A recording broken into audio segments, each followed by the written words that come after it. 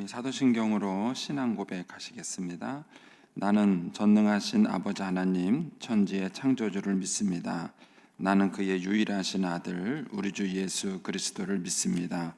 그는 성령으로 잉태되어 동정녀 마리아에게서 나시고 본디오 빌라도에게 고난을 받아 십자가에 못 박혀 죽으시고 장사된 지 사흘 만에 죽은 자 가운데서 다시 살아나셨으며 하늘에 오르시어 전능하신 아버지 하나님 우편에 앉아 계시다가 거기로부터 살아있는 자와 죽은 자를 심판하러 오십니다. 나는 성령을 믿으며 거룩한 공교회와 성도의 교제와 죄를 용서받는 것과 몸의 부활과 영생을 믿습니다. 아멘. 우리 찬송가 450장 찬송입니다. 450장입니다.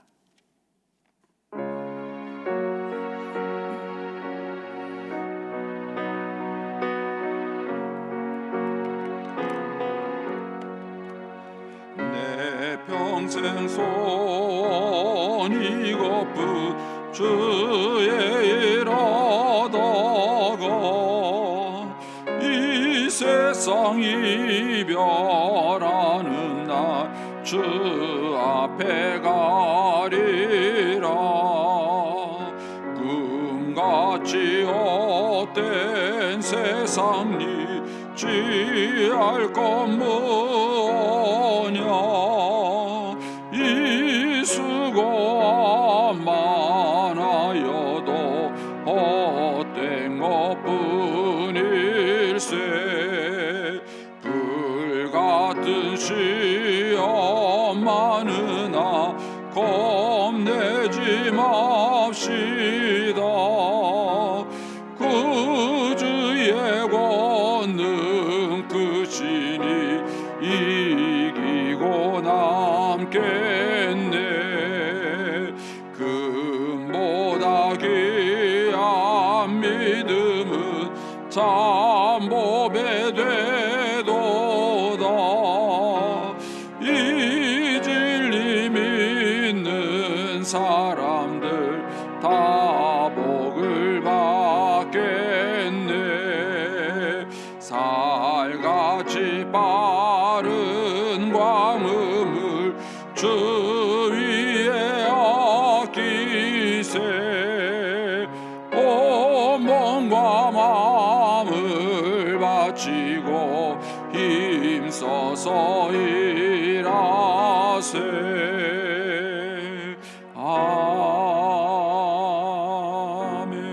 아멘. 기도하겠습니다. 좋으신 아버지 하나님 은혜를 감사합니다. 지난 간밤에도 저희들을 주님 품 안에서 편히 쉬게 해주시고 또 이 새벽에도 저희들을 주 앞에 불러주심을 감사합니다. 오늘도 저희들에게 새날 주시고 또 생명 주시고 건강 주셨는데 옛날도 주님과 더불어 동행하게 하시고 주를 기쁘시게 하는 한날 되게 하여 주옵소서. 이 새벽에도 주님을 사모하오니 말씀과 기도 가운데 저희들을 만나 주시며 주의 성령으로 충만케 하여 주시옵소서. 주님께 감사의 예물을 올려드립니다. 주신 모든 은혜에 감사합니다. 또 11조 선교헌금 주님께 드립니다. 하나님 아버지, 믿음으로 순종으로 감사로 드리는 예물을 주님께서 기뻐 받으시며 약속하신 하늘의 복과 땅의 복으로 충만하게 채워 주옵소서. 주의 은혜로 종의 가정들을 형통케 해주시고 그 자녀들을 축복하여 주시옵소서. 예수님의 이름으로 축복하며 기도하옵나이다. 아멘. 오늘 아침 말씀은 마태복음 8장 14절에서 22절까지 말씀입니다.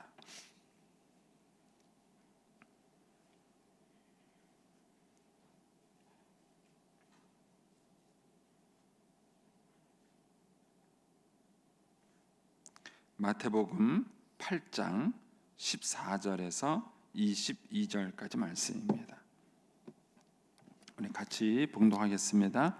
예수께서 베드로의 집에 들어가사 그의 장모가 열병으로 앓아 누운 것을 보시고 그의 손을 만지시니 열병이 떠나가고 여인이 일어나서 예수께 수종들더라. 저물매 사람들이 귀신 들린 자를 많이 데리고 예수께 오거늘 예수께서 말씀으로 귀신들을 쫓아내시고 병든 자들을 다 고치시니 이는 선지자 이사야를 통하여 하신 말씀에 우리의 연약한 것을 친히 담당하시고 병을 짊어지셨도다 함을 이루려 하심이더라. 예수께서 무리가 자기를 애워싸는 것을 보시고 건너편으로 가기를 명하시니라.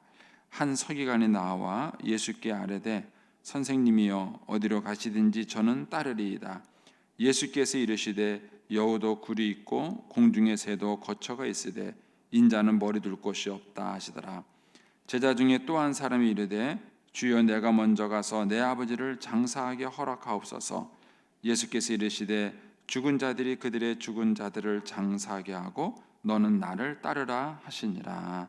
아멘. 이 새벽에도 주의 은혜와 축복이 함께 하시기를 축원합니다.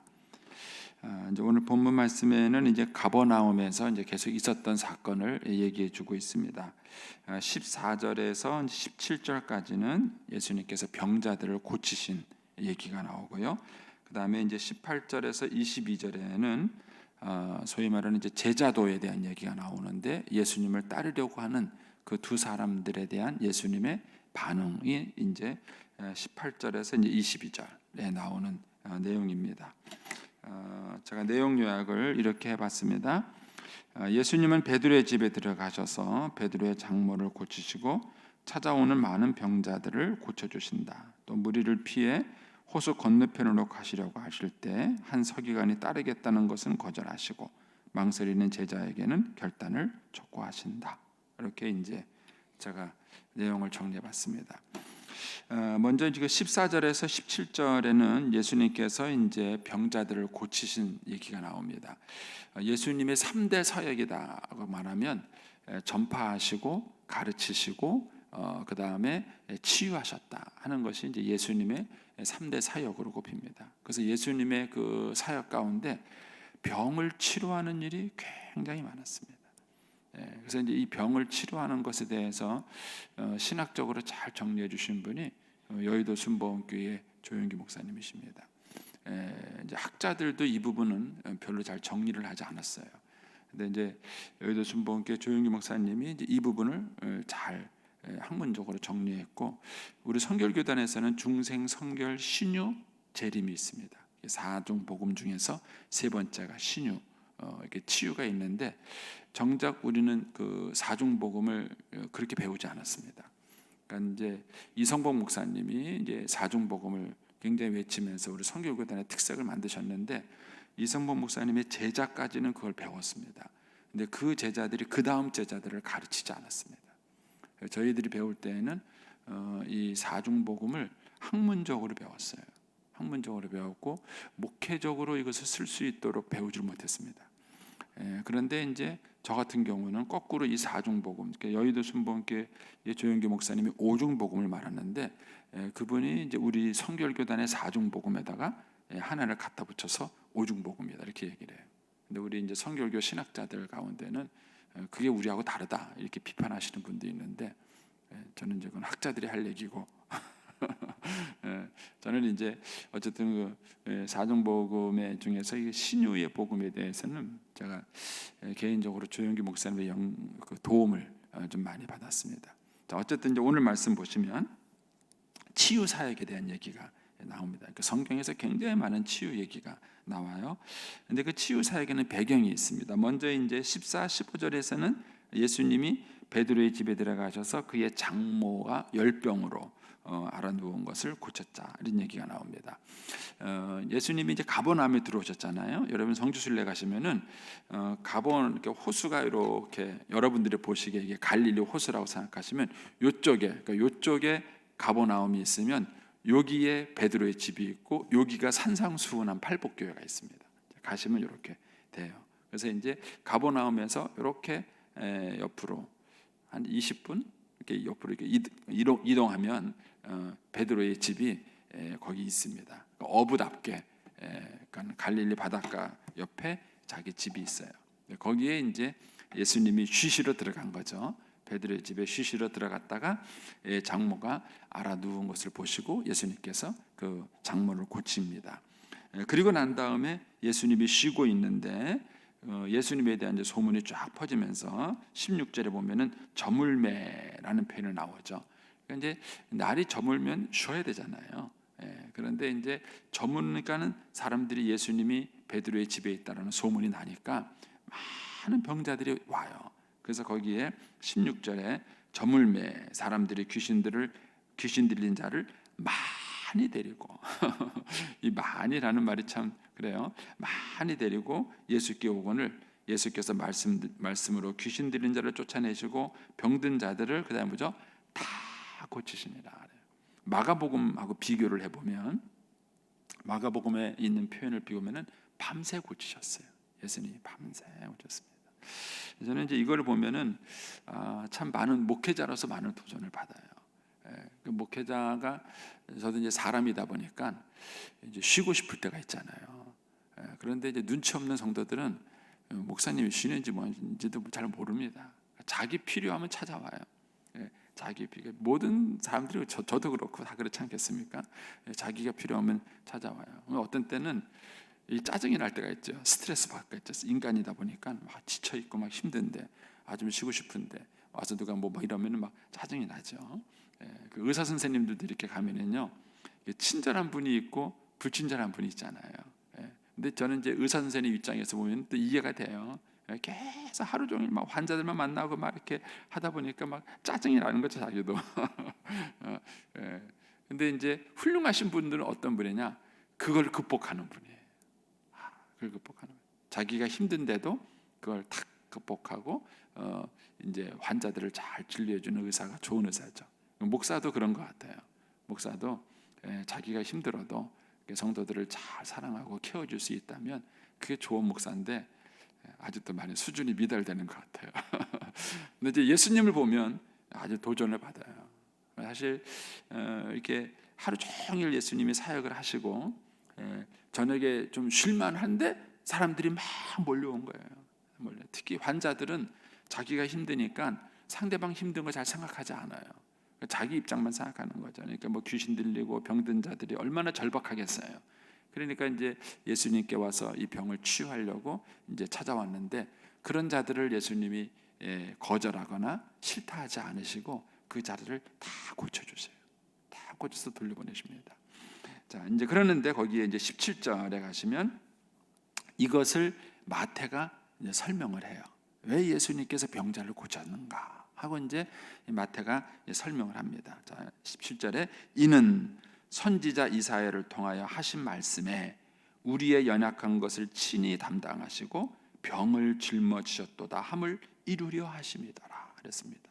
이게 중요한 거예요. 여러분, 예수님이 왜 병을 고치셨을까? 의사기 때문이 아니에요. 또 예수님이 사시는 동안에 예수님 주변에 있는 모든 병자들을 예수님이 다 고치셨는가? 아니에요. 예수님이 살던 당시에 예수님 주변에 있는 모든 병자를 예수님이 다 고치신 것도 아니에요. 근데 그럼에도 불구하고 성경에서 예수님의 치유 사역에 대해서 굉장히 많이 소개를 하고 있습니다. 이제 앞으로도 우리가 계속 복음서를 보겠지만은 예수님이 병자를 치유했다는 얘기가 굉장히 많이 나와요. 그럼 예수님이 왜 병자를 치유했는가? 그것은 대속의 은혜이기 때문에 그래요. 대속의 은혜. 여러분, 우리가 이제 그 뭐 신들린 사람이나 뭐 어쨌든 무당이나 뭔가 좀 용하다는 사람한테 여러분들이 가가지고 이제 뭐 여러분들이 가면 안 되겠죠. 불신자들이 가가지고 이제 병을 치유해 달라고 요청을 합니다. 그때 그 용하다는 사람이 그 병을 치유했습니다. 왜 치유했을까요?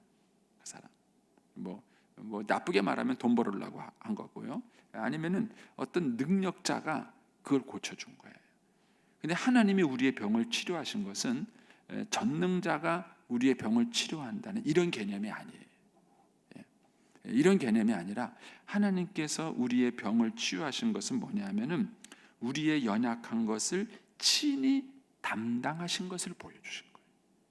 그러니까 예수님이 십자가 위에 죽으셨을 때에는 우리의 죄만 담당한 게 아니에요. 이게 반쪽짜리 복음이에요.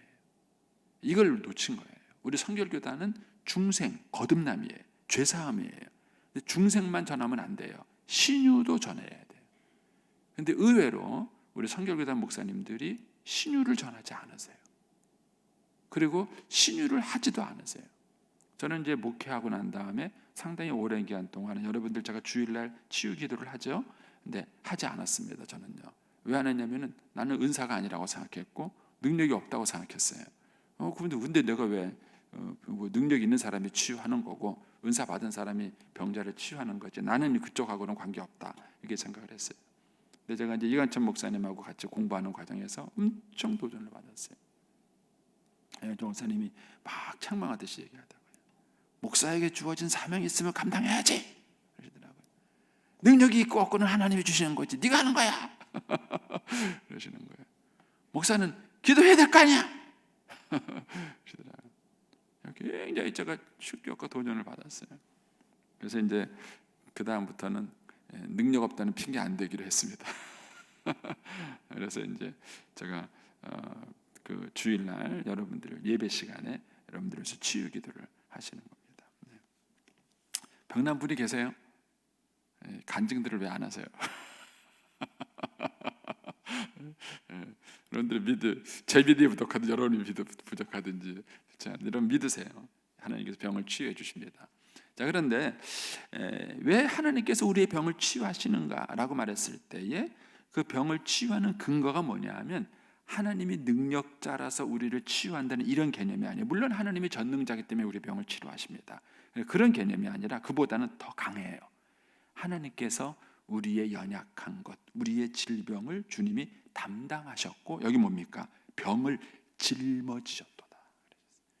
그러니까 예수님이 십자가에 죽으신 것은 우리의 죄만 사한 게 아니라 우리의 병도 사하신 거예요. 병도 사하신 거예요. 그래서 천국 가면은 아픈 거나 고통당하는 것이 없는 거예요. 새 것이에요. 그러니까 저와 여러분이 아프지 않고 사는 것이 하나님의 뜻입니다.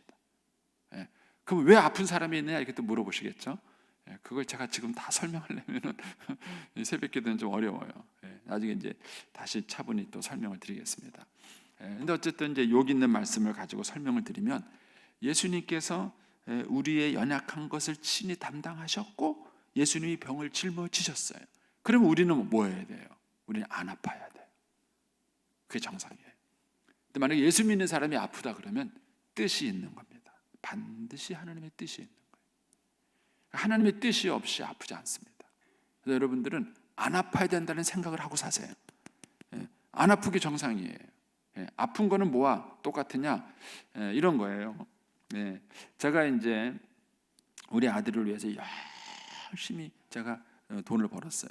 그래서 우리 아들한테 거액의 재산을 물려줬습니다. 그렇게 한 이유가 뭘까요? 우리 아들은 가난하게 살지 않았으면 좋겠다. 이런 마음을 들어서 그렇게 한 거예요. 근데 제가 그렇게 해서 열심히 죽어라 먹지도 않고 입지도 않고 열심히 돈을 모아서 우리 아들한테 물려줬는데 우리 아들이 그 돈을 다 쌓아놓고요 맨날 쫄쫄 굶고 살아요. 그럼 누가 열받을까요? 저 열받는 거예요. 제가 아니 너 배고프지 말라고 힘들지 말라고 아빠가 그렇게 고생을 해서 돈을 벌어서 줬으면은 너는 배고프지 않게 살아야지. 그렇잖아요. 그런데 내가 그렇게 죽어라 고생해가지고 돈을 벌어서 물려줬다니까 그 돈을 은행에다 다 집어넣고 자기는 매일 쫄쫄 굶고 살아요. 그거는 뭐 아버지를 열받게 하는 거죠. 여러분 똑같습니다. 하나님 예수님께서 십자가에서 죽으실 때 우리의 죄만 사한 것이 아니라 우리의 병도 짊어지신 거예요. 우리의 연약한 것도 담당하신 거예요. 그러면 저와 여러분은 아파야 됩니까? 안 아파야 됩니까? 안 아파야 돼요. 안 아파야 됩니다. 그런데 아프다는 얘기는 예수님을 열받게 하시는 거예요. 표현이 좀 제가 좀 과격하지만 쉽게 설명을 드리는 겁니다. 그런 거예요. 그래서 믿는다라고 말했을 때 그 믿음의 내용 중에 하나는 뭐냐? 주님이 나의 병을 짊어지셨다는 걸 믿으셔야 돼요. 여러분들이 이 믿음을 가지고 하나님께 기도하세요. 그래서 하나님, 주님은 제가 건강하게 살기를 원하십니다. 그래서 이 병의 치유를 위해서도 여러분 기도하셔야 되는 거예요. 그래서 주님께서는 반드시 저와 여러분들을 치유하고 회복하기를 원해요. 그 예수님이 병을 치유하신 거예요. 그 증거로 예수님이 병을 회복시켜 주시는 것입니다. 이게 기본이에요. 이게 기본이고 그 다음에 여기 이제 또 다른 이제 하나님의 뜻이 있어서 연약함이 있기도 하고 또 이제 어려운 가운데 있는 부분이 있기도 합니다. 그거는 이제 또 나중에 배워보기로 하고요. 어쨌든 왜 예수님께서 병자를 치유하셨는가? 오늘날 왜 교회에서 환자들을 위해서 기도하는가? 그거는 복음을 전하는 것과 똑같은 맥락이에요. 우리가 예수 믿으면 죄 사함 받고 천국 간다는 개념이나 우리가 예수 믿으면 병으로부터 자유로움을 얻는다는 것과 똑같은 개념입니다. 그래서 저와 여러분이 육신적으로도 건강하게 사세요. 건강을 사시고 또 그런 걸 기대하고 기도하십시오, 여러분들.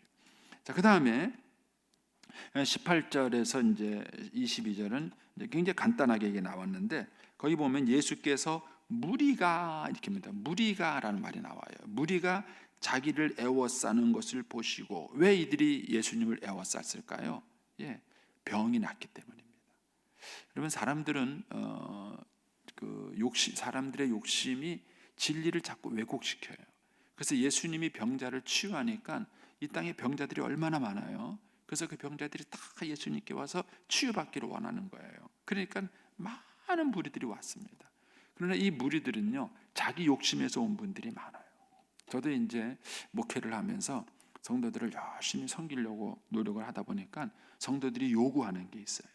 그래서 이제 그 요구하는 걸 따라가다 보니까는요, 제가 내린 결론은 뭐냐면은 목사는 무당이 되겠더라고요. 성도들이 목회자한테 원하는 상이 있어요. 근데 그게 성도들의 욕심을 채워주다 보니까 목사는 무당이 되겠더라고요. 이건 잘못되겠구나 하고 제가 깨달았어요. 그게 아니라 저는 진리로 성도들을 인도하는 사람이지 아니라는 걸 알게 됐어요. 그게 인간의 욕심이에요. 예수님도 그걸 아셨어요. 그래서 예수님은 인기를 좋아하지 않으셨습니다.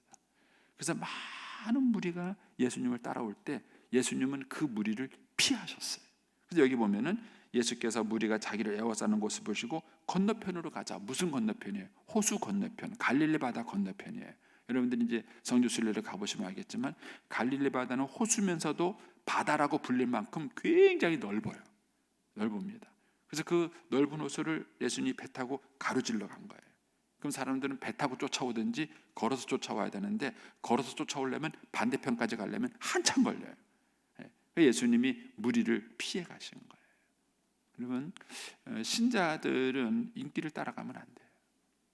그래서 직업상 신자이면서 인기를 원하는 무슨 연예인이 된다든지 또는 이제 뭐 정치인이 된다든지 이런 분들은 굉장히 조심하셔야 돼요. 왜냐하면 변질될 가능성이 너무 많은 직업을 갖고 계신 거예요. 하고 계신 겁니다.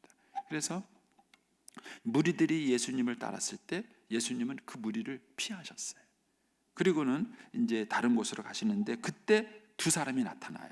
한 사람이 누구냐면 19절에 한 서기관이 그랬습니다. 어떤 서기관인지 모르지만 한 서기관이 그래서 예수님을 바리새인들이 예수님을 다 박해한 건 아닙니다.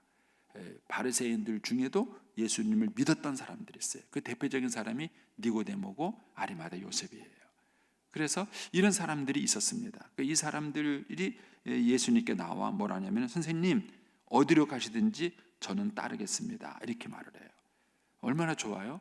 근데 예수님이 거절하세요.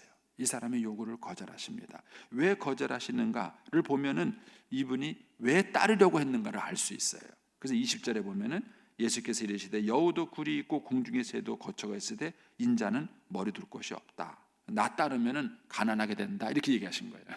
너 나 따라오면 성공할 줄 알지? 너 나 따라오면은 머리 둘 곳도 없이 가난하게 돼. 그래도 따라올 거야? 이 얘기예요. 그럼 이 얘기는 무슨 얘기냐면은 이 서기관이 왜 예수님을 따르려고 했을까요? 예수님의 인기를 받기 때문에 그래요. 예수님이 가는 곳마다 막 병자를 고치니까 얼마나 많은 사람들이 예수님을 따랐겠어요. 그 많은 무리들이 예수님을 따르는 그걸 보고는 이 서기관이 혹한 거예요. 와, 예수님을 따라야 되겠다. 나 예수님 제자가 돼야 되겠다 하고 따라온 거예요.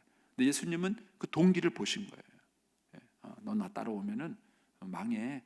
나는 머리 둘 곳도 없어. 나 따라오지 마 한 거예요. 또 한 사람이 있었죠. 21절에 보면은 이번에는 제자 중 또 한 사람, 표현이 달라요. 19절에는 한 서기관, 그러니까 서기관 중 어떤 사람이에요. 그런데 21절에는 제자 중에 또 한 사람, 이 사람은 무리가 아니라 제자예요. 예수님을 잘 따르는 제자였어요.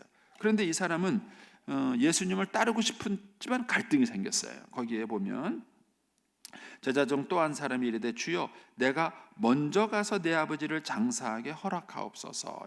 근데 이 당시 나중에 제가 이 부분을 설교할 때 더 자세히 말씀드리겠지만 아직까지 이 사람이 아버지가 죽은 상태가 아니에요. 이 얘기 뭐냐면은 내 아버지가 돌아가실 때까지 내가 아버지를 모시고 그다음에 아버지가 돌아가시면 그다음에 내가 예수님을 따르겠습니다라는 그 얘기예요. 근데 이 얘기를 했을 때 예수님이 뭐라 그랬냐면은 죽은 자들이 그들의 죽은 자를 장사하게 하고 너는 나를 따르라 이런 얘기를 하세요. 이 얘기는 무슨 얘기냐면 21절에 가면 이런 말이 있죠. 제자 중에 또 한 사람이 이르되 주여 내가 먼저 가서 요 먼저라는 단어가 산상수훈에 나오죠. 너희는 먼저 그의 나라와 그의 일을 구하라. 이 사람은 가정을 돌보고 부모를 챙기는 게 먼저였어요. 주님이 뭐라 그랬냐면은 아니다. 먼저 하나님의 나라를 구해라. 하나님의 나라를 구하는 것이 먼저다. 이런 거예요. 이거는 이제 끊임없는 갈등이에요. 저도 이제 목회하면서 이런 갈등이 참 많았습니다. 농촌교회 있을 때 제가 하나님께 항거한 것 중에 하나가 그거예요. 하나님, 아들을 둘 주시든가. 저희 집에는 아들이 하나밖에 없습니다. 저희 어머님 홀로 사셔서 외로운 거 아시잖아요. 저밖에 없는데 저를 그러면 이 시골에서 목회하라 그러면 저희 어머님 누가 모십니까? 그게 제가 이제 하나님께 항의하는 것 중에 하나였어요. 하나님은 먼저 그의 나라와 그의 일을 구하라. 하나님은 이제 시간이 지나서 제가 지금 돌아와서 다시 데려달라고는 하나님 맞았잖아요. 제가 하나님의 나라와 의의를 구해서 제가 사실 어머님을 버려둔 거죠. 그리고 젊은 시절에는 어머님을 모실 수 있는 뭐 경제적인 여력도 그런 것도 저에게는 없었습니다. 그런데 하나님이 그 동안에는 어머님 스스로 살 수 있도록 우리 어머님을 건강하게 하셨어요. 아프지도 않고 다치지도 않고 잘 살 수 있도록 해주셨다가 나중에 이제 우리 어머님 아플 때쯤 되니까 제가 어머님을 모실 수 있는 능력 있는 교회로 저를 보내줬어요. 그래서 저희 어머니 돌아가시기 전에는 제가 저 어머님을 또 잘 모실 수 있었어요. 하나님을 믿으십시오. 하나님을 믿으시고 우리가 때로는 하나님께서 먼저 그 나라에 아내하고 저하고 갈등 많이 하는 것 또한 중에 하나가 애들 교육 문제였어요. 목회하다 보면은요 애들을 정말 욕심껏 교육시키기가 어려웠어요.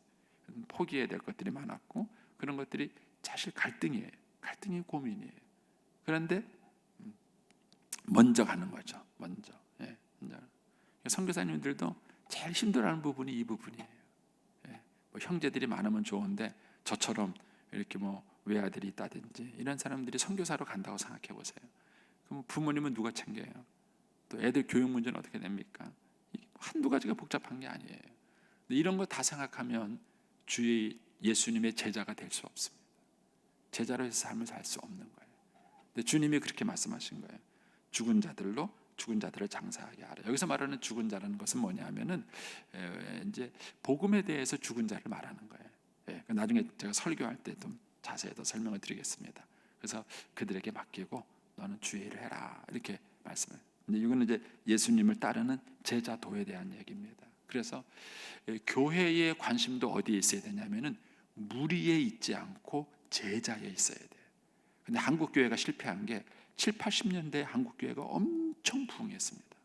그리고 목사님마다 뭘 간증을 했느냐면은 부흥을 강조했어요.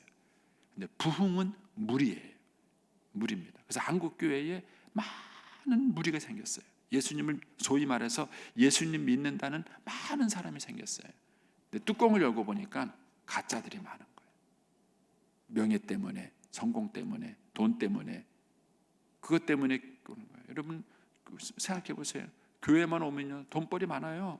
여러분 생각해 보십시오. 교회 와가지고 뭐 예를 들어서 뭘 제가 예를 들을까? 뭘 예를 들까? 만약에 우리 교인들이 뭐 체육대회 하는데 단체 티를 맞춘다고 생각해 보세요. 우리 교회는 뭐 1,000명 단체 티 하나씩 맞춰보세요. 돈이 얼마겠습니까? 그거 옷장 사는 분이 그거 하나 따면은 얼마나 또 수지 맞겠어요. 그런 거 생각해서 신앙생활하는 사람이 있을 수 있다는 거예요. 그러다 보니까는 교회가 부흥만 쫓아가다 보니까는요, 교회가 이 무리를 만들게 됐고 그 가운데 제자를 만들지 못했어요. 제자는 기꺼이 그리스도를 위해서 자기를 십자가에 못 박을 수 있는 사람인데 그런 사람을 만들어내지 못한 거예요. 그래서 오늘날 한국 교회가 어려움에 빠지게 된 것입니다. 그래서 저와 여러분의 관심이 균형이 있어야 돼. 예수님은 무리를 만나면서도 제자를 기르셨어요. 무리를 소홀히 하진 않으셨어요. 그래서 때로는 5,000명, 4,000명 무리를 만나셨어요. 그 무리도 만나시고 제자도 훈련시켰어요. 그래서 우리가 고민해야 될 것은 뭐냐면은 정말 나는 예수님의 제자를 길러내고 있는가? 우리 교회에 정말 예수님의 제자는 누군가? 이런 것들을 고민하셔야 돼요. 그래서 우리가 교회 안에 정말 예수를 따르려는, 정말 주를 위해서 십자가를 지는 그런 제자가 있어야 되는 것입니다. 이런 사역에 대한 균형, 예수님이 이런 사역에 있어서 균형을 잘 잡히신 것을 봅니다. 그래서 때로는 교회가 인기를 피해야 됩니다. 무리를 피하고 인기를 피하고 정말 주님을 따르는 그 제자들에게 집중해야 될 필요성이 있다는 것입니다. 그래서 우리 아이들을 무리로 길러내지 않고 제자로 길러내야 합니다. 우리 아이들을 제자로. 그래서 이제 그런 훈련 중에 하나가 성경 읽기고 큐티예요. 성경 큐티. 제가 이런 꿈을 가지고 시작을 하는 겁니다. 그래서 부모님들이 먼저 성경을 매일매일 묵상하는 훈련을 하시고 우리 아이들을 그렇게 훈련시키셔야 됩니다. 제자로 훈련시켜야 돼요. 주일날 일주일에 한 번 교회 가는 걸로 만족하시면 안 됩니다. 매일매일 우리 아이들이 아침에 일어나서 성경을 읽고 큐티한다고 생각해 보세요. 이쁘지 않으세요? 영어 단어 외우는 게 먼저입니까? 예? 아침에 일찍 일어나서 애가 영어 단어를 외우는 게 먼저입니까? 아니면은 성경을 펼치고 말씀을 읽고 묵상하는 게 먼저입니까? 우리 아이들에게 어떤 경건의 습관을 훈련시켜 주시겠어요? 예. 여러분, 부모님들이 먼저 큐티하세요. 부모님들 먼저 큐티하시고 우리 아이들이 아침에 다 일어나면, 저는요 이 새벽에 우리 주일학교 애들이 나오는 꿈을 꿔봐요. 나올까요? 예? 나옵니다. 저는 고등학교 때 은혜 받고요, 고등학교 때부터 새벽기도 나왔어요. 누가 시킨 거 아니에요. 제가 은혜 받으니까 가고 싶은 거예요. 아침에 눈이 떠지는 거예요. 예. 여러분, 왜 어른들만 새벽기도 나옵니까? 예. 저는 우리 아이들이 교복 입고 교회 와서 새벽기도 하고 새벽기도 끝나자마자 학교 가고 막 이랬으면 좋겠어. 그럼 여러분 그런 거 꿈을 안 꾸세요? 막 저는 막 그런 생각을 하면 막 가슴이 막 흥분이 돼요. 흥분돼요. 예. 여러분, 우리 아이들에게 좋은 경건의 습관을 어떻게 만들어 줄 것인가 하는 것입니다. 그게 우리 아이들을 제자로 길러내는 방법이죠. 앞으로 이런 멋진 일을 좀 했으면 좋겠습니다. 자, 기도하겠습니다. 오늘은 31자입니다.